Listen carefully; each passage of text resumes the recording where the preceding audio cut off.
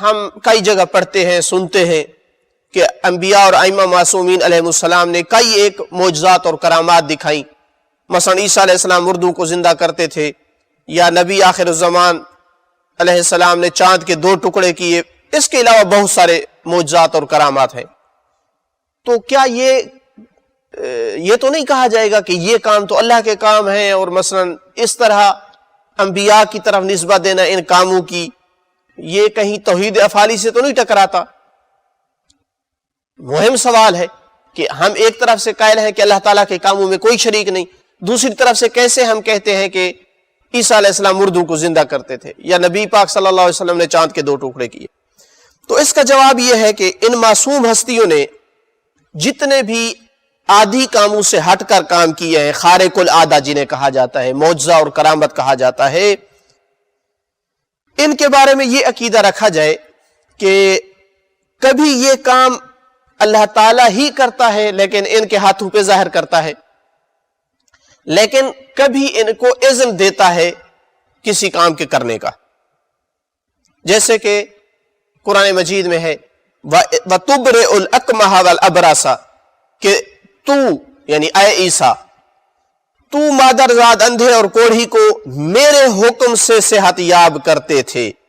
وَإِذْ تُخْرِجُ الْمَوْتَى بِإِذْنِي، اور تم میرے ہی حکم سے مردوں کو زندہ کر کے نکال کھڑا کرتے تھے.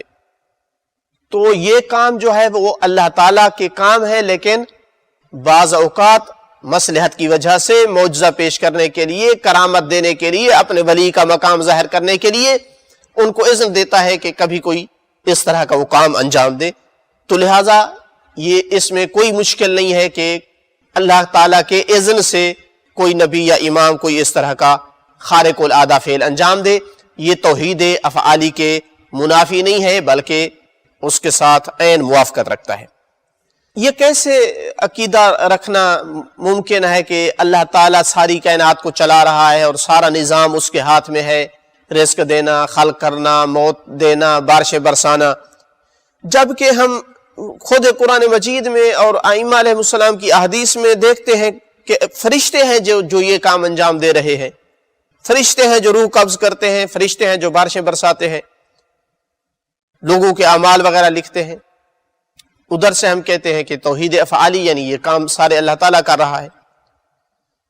تو اس کا جواب یہ ہے کہ فرشتوں کا کام انجام دینا، کوئی کام کرنا، یہ بے عین ہی اللہ تعالیٰ کا کام کرنا ہے.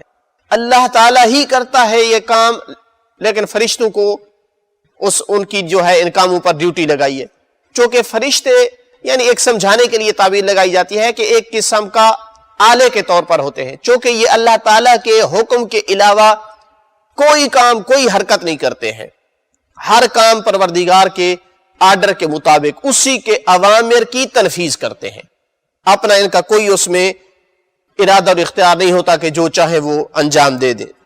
تو اللہ تعالیٰ نے ساری ذمہ داریاں ان کے اوپر ڈالی ہیں، اور یہ اللہ تعالیٰ کی دی ہوئی طاقت اور اس کے اذن سے جو ہے یہ کام انجام دیتے ہیں. لہٰذا حقیقی جو مرکز ہے ان افعال کا وہ اللہ تعالیٰ ہی ہے.